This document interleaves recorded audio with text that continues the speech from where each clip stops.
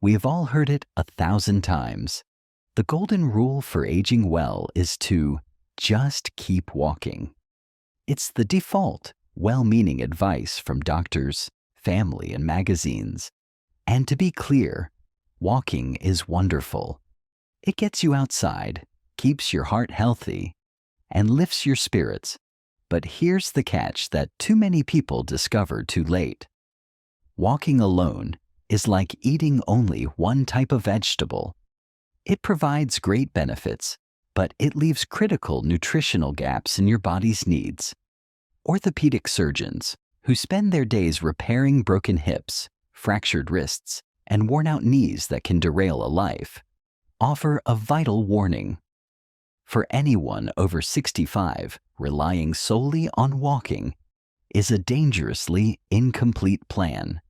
It misses the essential non-negotiable work required to maintain the strength, balance, and resilience that true independence is built on. The good news? Filling these steps doesn't require a gym membership, expensive equipment, or grueling workouts. It's about smart, simple additions. In this video, we move beyond the warning to give you a practical, powerful set of alternatives, exercises that build a body capable not just of moving, but of thriving. Before we continue, we're building an amazing community here, and I'd love to know who's watching. Drop a comment below and tell me where you're from, along with one interesting fact about your city. We read and reply to every single comment, so don't be shy. Share yours below. This video is for informational purposes only and should not be considered medical advice. Always consult a qualified healthcare professional or registered dietitian for personalized guidance. Now, without any more delay, let's get started. Imagine the most common, yet most crucial movement of your day. It's not walking a mile. It's the simple, often repeated act of rising from a chair. This motion, the sit to stand, is the unsung hero of independence, and it's the first place an orthopedic surgeon will tell you to focus. Why? Because the strength required to propel your body weight upward from a seated position is the same strength that allows you to get out of your car, rise from the toilet without assistance, or hoist yourself off the floor after gardening. Walking does little to build this specific explosive power. It's an endurance activity for your legs, not a strength exercise. As the years pass, we subtly begin to lose this power. We start using our hands to push off the armrests, or we rock back and forth to gather momentum. These are the quiet red flags that the foundational strength for daily life is fading. This is where the purposeful sit to stand exercise becomes your most powerful tool. It's not fancy, but it is brilliantly effective. Start by choosing a sturdy, flat-bottomed chair. Your favorite kitchen chair is perfect. Position it against a wall so it won't slide, and ensure you have plenty of space in front of you. The goal is to retrain your body to use its major leg muscles, the thighs and the glutes, as the primary engines, not your arms. Sit tall towards the front of the seat, with your feet planted firmly on the floor, hip-width apart.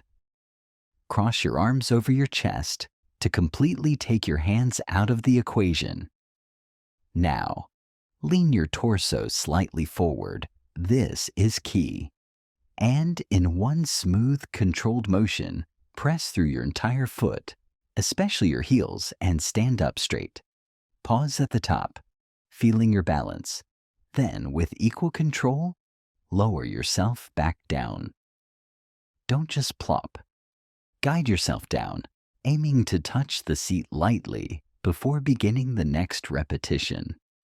The magic of this exercise is in its direct translation to real life.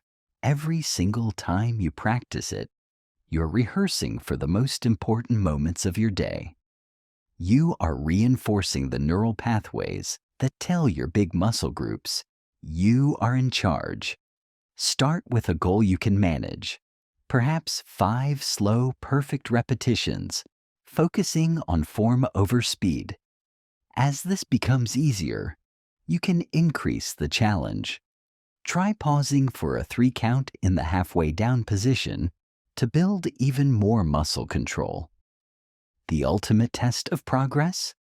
Being able to rise from a lower, softer sofa without struggling or using your hands. Balance is not a static thing. It is a dynamic, ever-changing conversation between your feet, your muscles, your inner ear, and your eyes. Normal, everyday walking is a conversation you mastered decades ago. It's comfortable, automatic, and unfortunately, no longer enough to train your balance systems for the unexpected. Think of it like only ever driving on straight, empty highways. It keeps you moving, but it doesn't prepare you for a sudden sharp curve or a slick patch of road. The stumble on a rug, the misstep off a curb, the quick sidestep to avoid a pet. These are the curves and slick patches of daily life. To navigate them safely, you need to practice more challenging conditions in a safe setting. This is the precise purpose of heel-to-toe walking, or what we'll call tightrope walking. This exercise forces your body out of its comfortable walking pattern and into a state of focused, deliberate balance. In a normal stride, your feet land with a stable shoulder-width base of support. In tightrope walking, you remove that stable base by placing your feet in a straight, narrow line. This immediately engages all the tiny stabilizing muscles in your ankles, knees, and hips that normally get a free ride. It also challenges your core to work overtime to keep you centered. To start, find a long, clear line on the floor, the seam between tiles, a wooden floorboard, or a straight line of patterned carpet. You can also create your own line using masking tape. Stand at one end. Place your hands on your hips or gently hold them out to your sides like an airplane's wings. Now, looking ahead, not down at your feet, place the heel of your front foot directly in front of and touching the toes of your back foot. Pause for a second to find your balance. Then, shift your weight forward and bring your back foot past you, placing its heel directly in front of the toes of the foot that is now behind. It will feel awkward and wobbly at first. This is completely normal and is a sign that you are effectively challenging your balance systems. Safety is paramount. Always perform this exercise within arm's reach of a wall, a sturdy countertop, or a hallway railing. The goal is not to walk the line without ever touching the support, but to use it as little as possible, letting your own muscles do the work. Start with just 5 or 6 steps. The focus is on precision and control, not distance. As you improve, you can add challenges.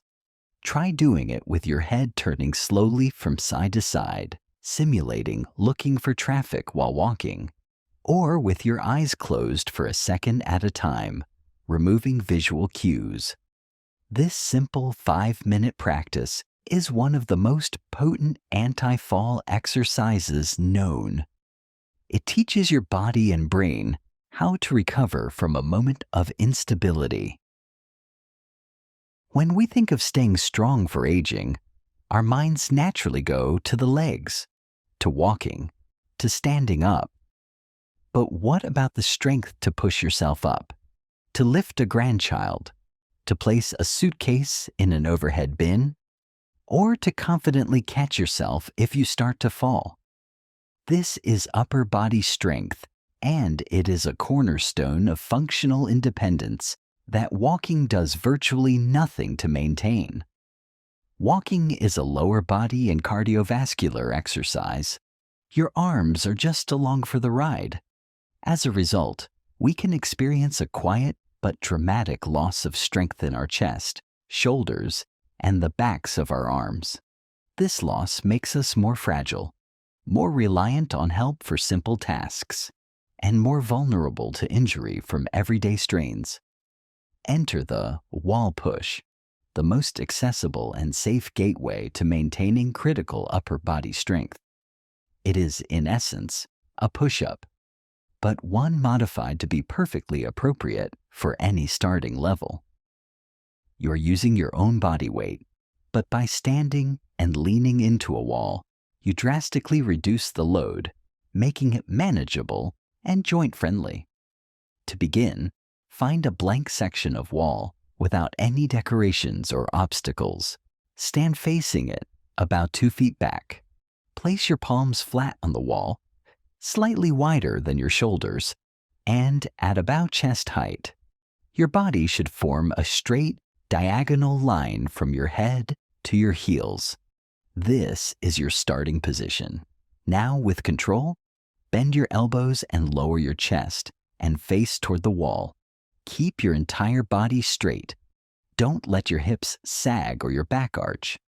Lower until you are close to the wall, then pause. Feel the engagement in your chest and arms. Then press through your palms firmly, extending your arms to push your body back to the starting position. The beauty of the wall push is its infinite scalability. If the standard position is too easy, you can increase the challenge by simply stepping your feet further back, which puts more of your body weight into the move. This turns it from a gentle toning exercise into a genuine strength builder. Conversely, if you need to make it easier, step closer to the wall. The goal is to find a position where you can perform 8 to 12 repetitions with good form, feeling the effort in the last few reps. Consistency with this simple exercise pays extraordinary dividends. It directly strengthens the muscles needed to push open a heavy door, to raise yourself from the floor, or to perform a controlled roll into a chair. It builds bone density in the wrists and arms, which are common fracture points in a fall. Most importantly, it preserves a sense of physical capability, the knowledge that your body can still exert force and handle physical tasks. This confidence permeates everything you do, turning "I think I can" into "I know I can." Our ankles are our body's first responders. They are the nimble, agile joints that make micro-adjustments with every step we take, on uneven pavement, on a sloping lawn, or on a step we didn't see. When you trip slightly, it is the speed and strength of your ankle's response that determines whether you recover gracefully or continue into a fall. Walking, while good for general mobility, is a relatively repetitive forward and back motion. It does little to train the ankle's full range of motion, its side-to-side stability, or its speed of reaction. Over time, without dedicated movement, our ankles can become stiff and slow, like a hinge that hasn't been oiled. This stiffness is a major hidden risk factor for falls. Toe tapping is the perfect remedy. This deceptively simple seated exercise is specifically designed to maintain and improve ankle mobility, reactivity, and strength. It targets the muscles along the shin and the calf, which are responsible for flexing your foot upward and pushing it downward, the very actions that prevent your toes from catching on the ground when you walk. To begin, sit tall in a firm chair with your feet flat on the floor. Rest your hands on your thighs. For the first movement, keep your heels firmly planted and lift the front of your feet and your toes as high as you can toward the ceiling. You should feel a gentle pull along the front of your shins. Hold for a second, then lower them back down. Now for the second part. Lift your heels high, keeping the balls of your feet on the floor. You'll feel the work in your calves. Lower them down.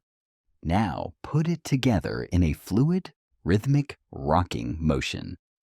Tap your toes up, then tap your heels up. Toe up, heel up. The goal is to create a smooth, controlled wave of motion through your feet and ankles.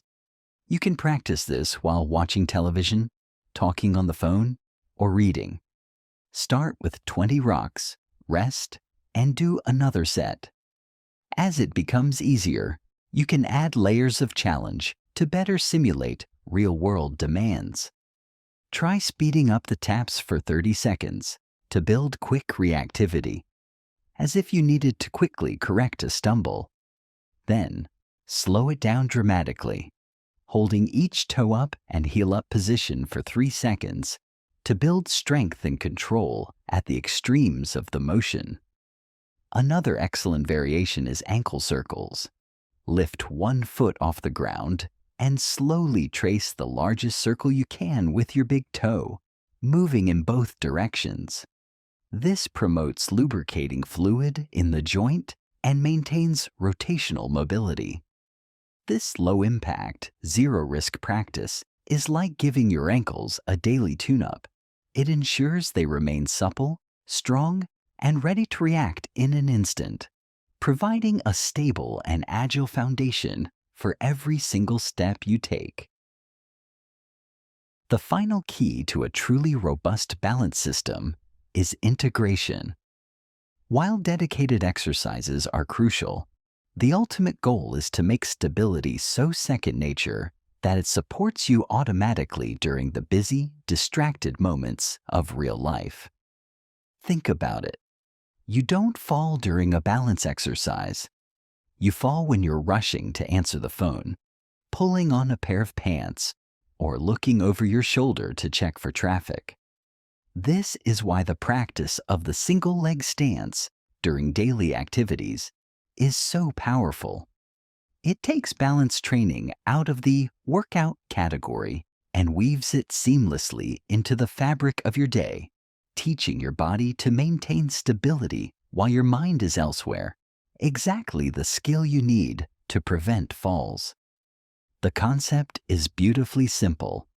Find the mundane, static moments in your day where you are standing in one place and use them as mini training sessions. The perfect opportunities are during tasks that already require about 30 seconds to a minute, such as brushing your teeth, waiting for the microwave, talking on the phone at the kitchen counter, or standing in line. Here's how to integrate it safely. While brushing your teeth in the morning, lift one foot just an inch or two off the floor, bending the knee of your lifted leg slightly. Hold this position for as long as you comfortably can, aiming for at least 10 to 15 seconds. Then, switch legs. Use the sink or counter for light fingertip support if you need it. The objective is not to let go completely at first, but to rely on your own leg and core muscles as much as possible, using the touch for reassurance, not weight-bearing. As this becomes a habit and your balance improves, you can add gentle challenges to mimic real-life instability. Try doing it with your eyes closed for a few seconds, removing your primary balance sense. Practice while turning your head slowly from side to side, simulating, looking for something. The real victory comes when you start doing it without even thinking, automatically standing on one leg while rinsing a dish or sorting the mail. This constant, low-level practice does something extraordinary. It builds what experts call ambient stability. It makes your baseline level of balance at any given moment significantly higher. When an unexpected bump or stumble occurs, your body's reaction is faster and more automatic because you have been training it in precisely those conditions. you are no longer just doing balance exercises. You are living a balanced life. This integration is the final piece of the puzzle, transforming the individual exercises from a checklist into a genuine embodied state of strength and confidence. The message is not to stop walking, but to start building. Walking is a fantastic ingredient in the recipe for longevity, but it cannot be the entire meal. The orthopedic surgeon's warning is a call to action to embrace a more complete, holistic approach to your physical well-being after 65. By adding these targeted practices, you address the critical gaps that walking leaves behind. You are building a body that is not merely mobile but resilient, not just active but capable.